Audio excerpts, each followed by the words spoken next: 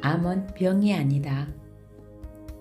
암이 공식적인 사망 원인 1위가 된 지 오래되었고 앞으로도 계속 그럴 것이라고 생각합니다. 그만큼 암은 죽음을 부르는 질병으로 인식되고 있습니다.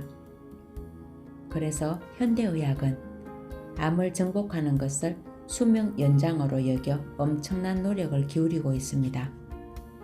최근 우리나라에도 대형 암센터가 곳곳에 생겼고 이곳을 이용하는 환자들도 늘고 있는 게 현실입니다.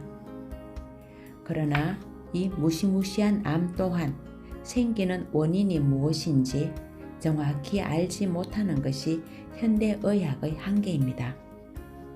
그래서 암이 더 두려운 존재가 되어 있는 것이고 암 치료를 하고 있는 의사들도 암으로 죽는 경우가 종종 있는 것입니다.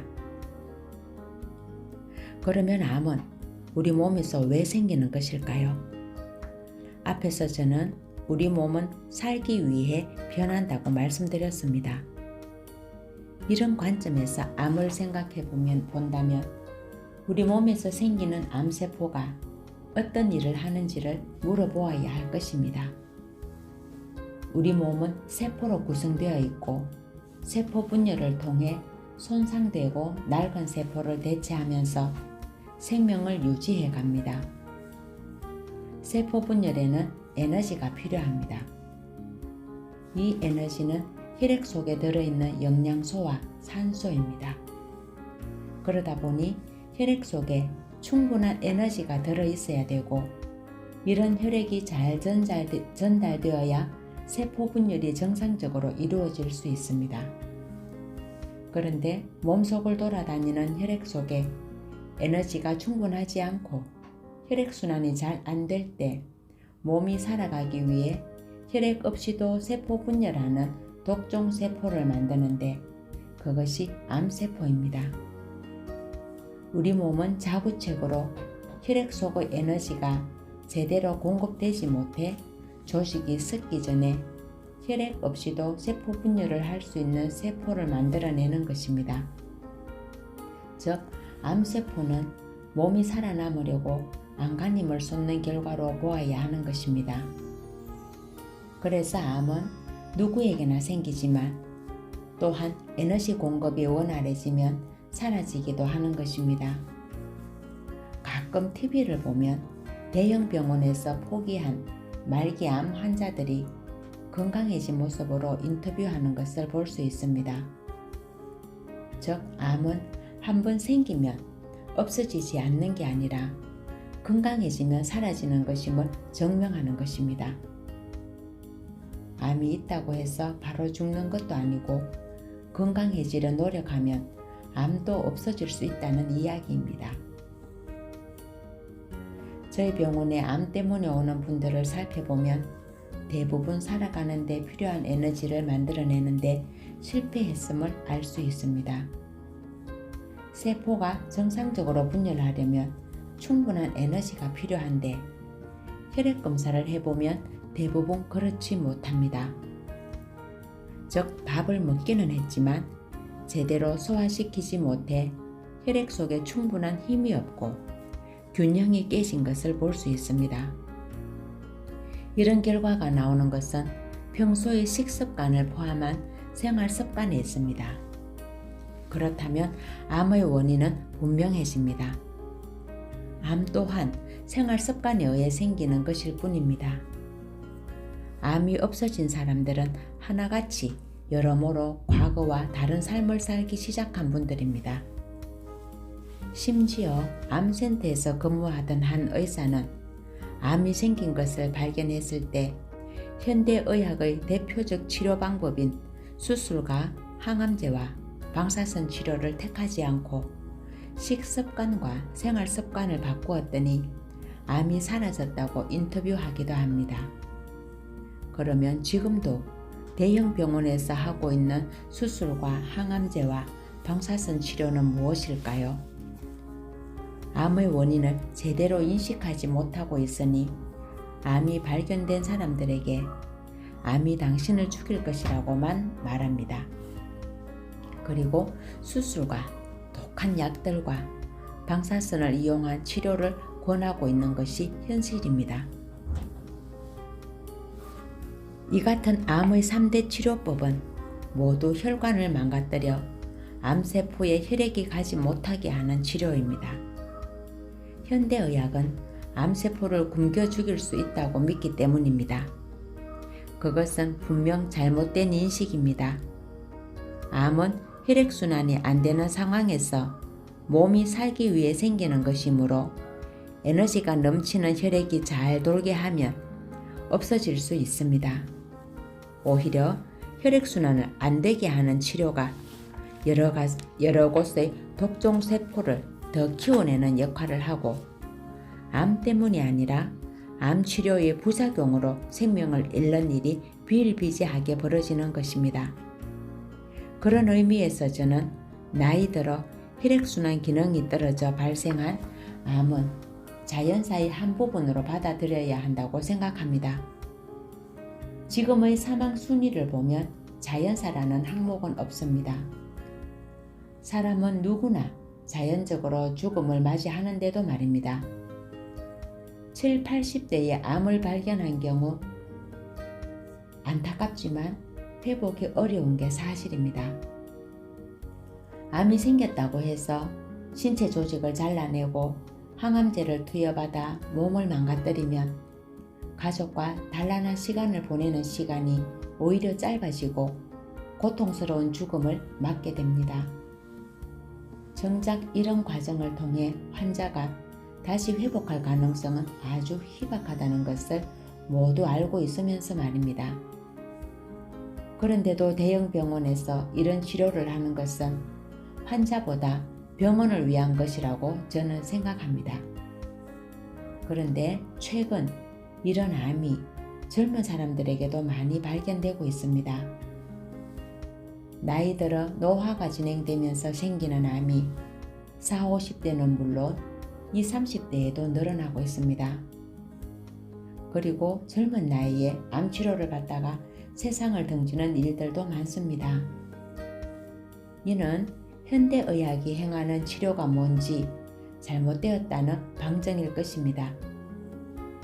병원에서 권하는 대로 수술한 뒤 수십 회의 항암제를 투여받고 방사선 치료까지 받지만 또다시 재발하는 암세포로 인해 좌절하는 환자들이 셀 수 없을 만큼 늘어나고 있습니다. 유명한 연예인도 성공한 기업가들도 암 치료를 받다 죽는 경우가 많다는 사실은 아무리 돈이 많아도 지금의 치료 기술로는 죽음을 늦추기 어렵다는 이야기겠죠. 이렇게 된 원인은 암이 생기는 이유를 정확히 모르는 상태에서 암을 적으로 여기고 사오려 하기 때문입니다. 암이 생기는 이유는 분명 나를 살리려는 몸의 반응이므로 암을 없애려고 암세포를 공격하는 것은 자기 자신을 공격하는 것과 같습니다. 그것 때문에 생명을 잃는 것입니다. 절대 암과 싸우려 하지 마십시오. 내 몸에서 생긴 것이 나를 죽이려 하는 게 절대 아니기 때문입니다. 젊은 사람들은 대부분 건강검진을 받다가 암을 발견합니다. 암세포는 특별히 심한 증상을 만들지 않기 때문에 다른 증상에 대한 검사를 받다가 암을 발견하는 것보다 건강검진을 하다가 발견하는 경우가 많아지고 있습니다.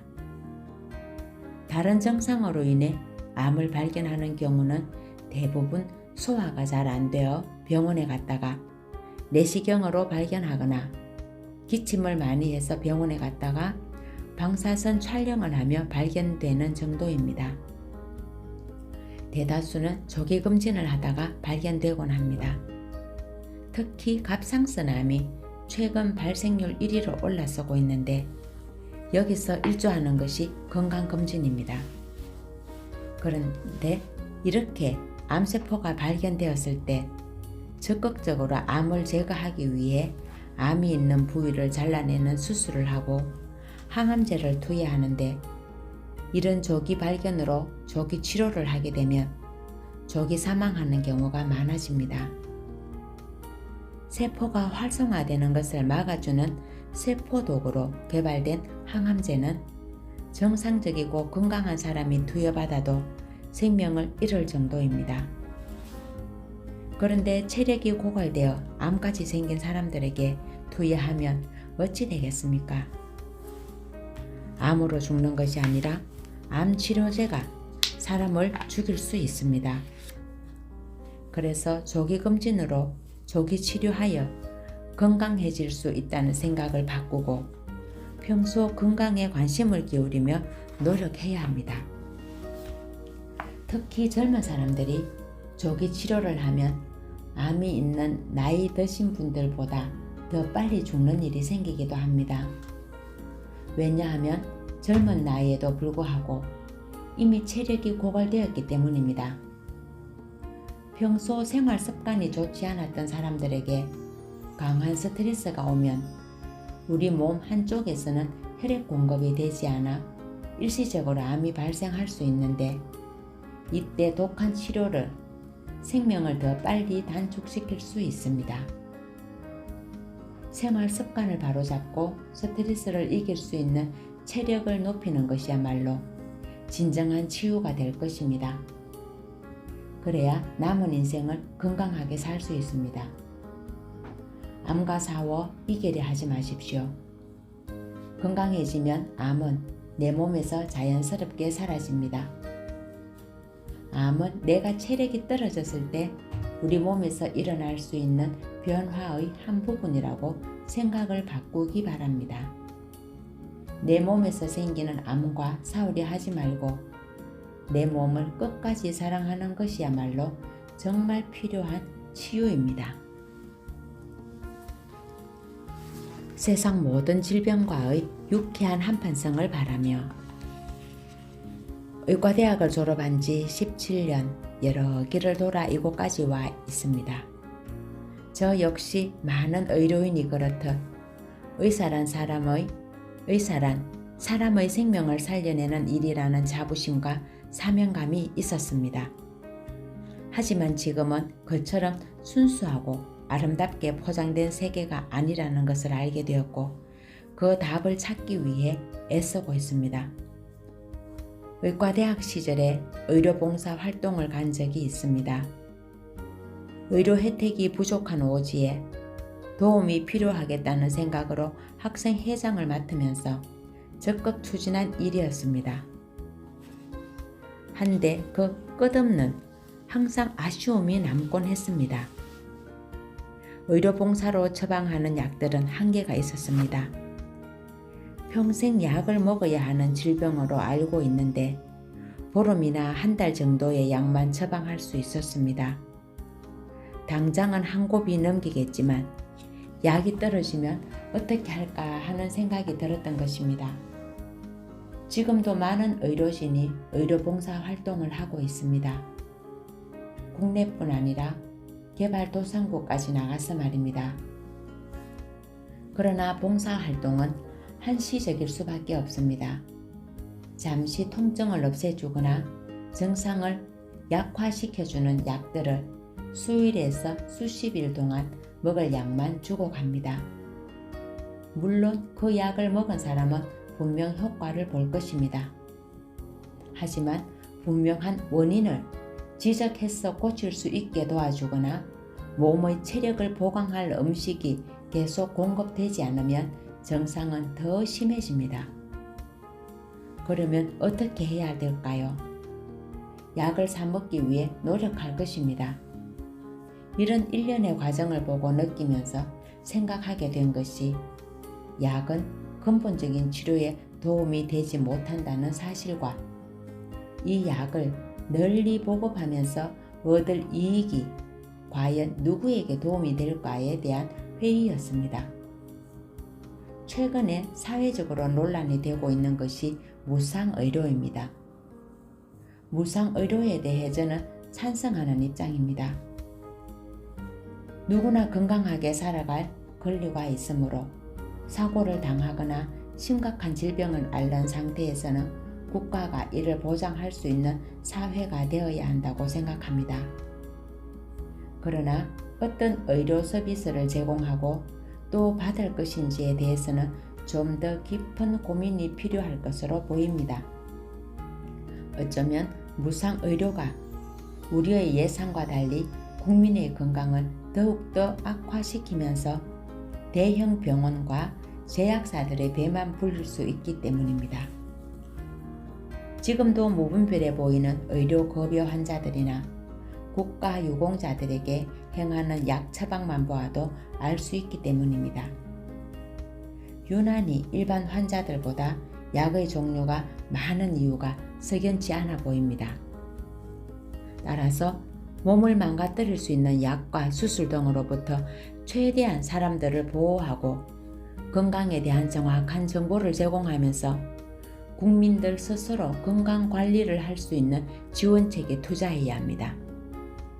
그렇게 하면 하늘 높은 줄 모르고 오르는 사회적인 의료비 상승을 줄이고 그 재원으로 좀 더 많은 복지 혜택과 경제 발전에 투자할 수 있다고 생각합니다. 이를 위해서는 우리 모두 약과 수술, 의료에 대한 환상에서 깨어나는 것이 필요하다고 생각됩니다. 그런 의미에서 많은 사람들이 양질의 식습관을 할 수 있는 정책에 더 많은 고민이 이루어졌으면 좋겠습니다. 예를 들면 현미가 백미보다 더 비싸서 부담이 되는 현실을 바꾸고 무상이나 단체 급식에서 양질의 식사가 제공될 수 있도록 지원하고 그에 관한 교육과 홍보도 필요할 것입니다.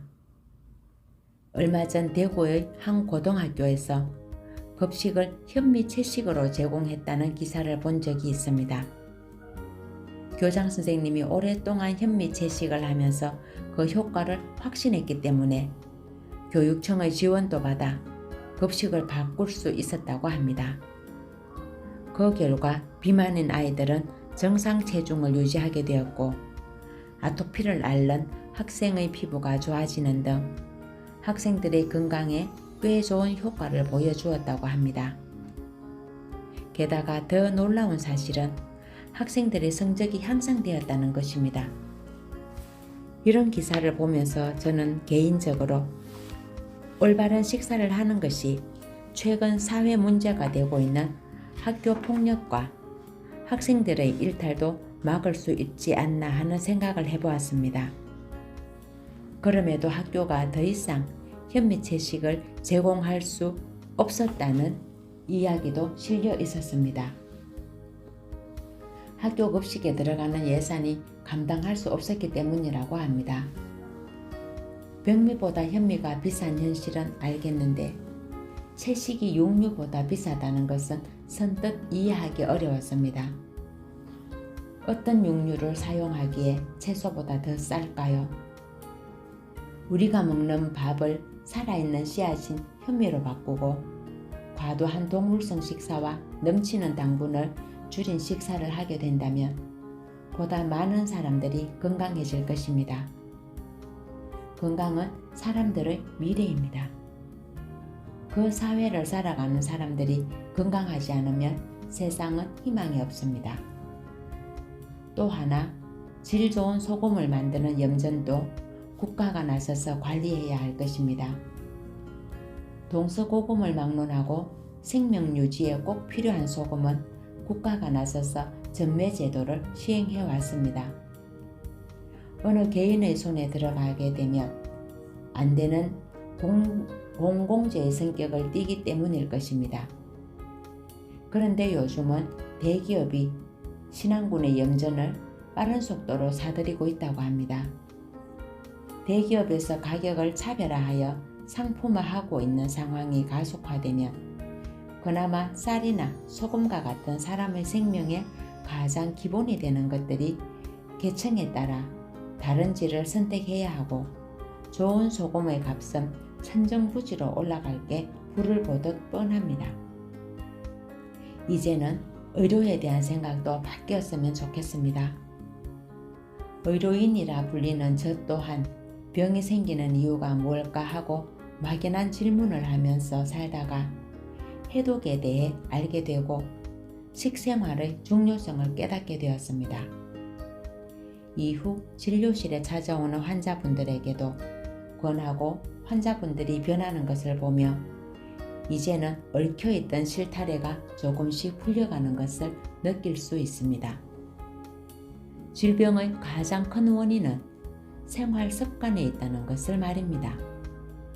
그 중에서도 식습관은 우리가 교정할 수 있는 것 가운데 가장 빨리 효과적으로 결과가 드러나는 방법입니다. 그렇다고 영양학적인 복잡한 요소들까지 이해할 필요는 없습니다. 우리가 단순하고 절제되고 소박한 생활과 전체적인 균형이 깨지지 않는 먹거리, 의도적으로 우리의 몸과 정신을 불안하고 황폐하게 만드는 것으로부터 우리를 지킬 수 있는 힘을 갖는다면 결코 어려운 일이 아닙니다. 만성질병들은 어느 날 갑자기 찾아오지 않습니다. 아주 오랫동안 먹어왔던 식습관과 직업적 특성, 갑자기 닥친 심리적인 갈등과 스트레스까지 여러 가지 이유가 존재합니다. 또 몸과 마음은 분리된 것이 아니어서 몸이 아프면 마음이 아프고 마음이 아프면 몸을 돌보지 않게 되는 것이 이치입니다. 이런 원인을 환자 본인이 알아야 치유의 방향을 잡아나갈 수 있고 치유 과정은 결국 환자인 자신이 자기 몸을 돌보고 아끼며 사랑하는 방법을 스스로 찾아가는 과정입니다. 한마디로 내 몸의 주체가 되는 일입니다. 의사는 그 과정에 좋은 정보를 주고 교육을 하고 독려해주는 지지자일 뿐이라고 생각합니다. 그래서 저희 병원에선 프로그램을 이수한 분들에게 부탁드렸던 것이 있습니다. 지금까지는 몸에 불편한 증상이 생기면 약국을 찾고 병원을 찾고 명의를 찾아다녔지만 이제부터는 내 몸에 생기는 현상이 왜 생기는지를 정확히 이해하고 스스로 치유하기를 당부하는 것입니다. 건강비법은 전문적인 교육을 받은 사람들만 알고 있을 것이라는 막연한 환상에서 벗어나 우리는 누구나 스스로 건강하게 살 권리를 누리면서 살 수 있습니다. 제가 이 자리까지 올 수 있었던 것은 믿기 어려운 이야기라 할지라도 믿고 따라준 환자분들 덕분입니다. 의욕적으로 치료 프로그램을 시작했지만 그 과정에서 잘 안 풀리는 부분은 환자분들과 서로 머리를 맞대고 해결책을 찾으며 방법을 찾기도 했습니다. 또 한두 달 동안이 아니라 몇 년에 걸쳐 나타나는 현상을 보면서 어떤 방법이 옳은지 고민도 많이 하게 되었습니다.